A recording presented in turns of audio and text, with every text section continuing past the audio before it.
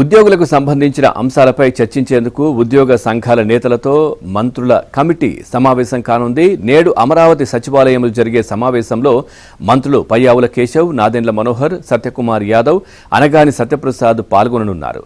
ఉద్యోగుల ఆర్థికేతర అంశాలపై జాయింట్ స్టాఫ్ కౌన్సిల్లోని 21 ఉద్యోగ, ఉపాధ్యాయ సంఘాలతో చర్చించనున్నారు.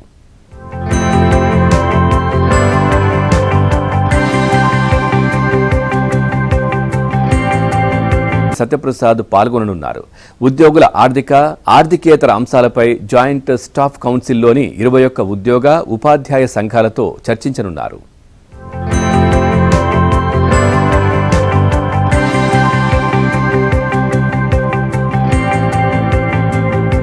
సత్యప్రసాద్ పాల్గొననున్నారు.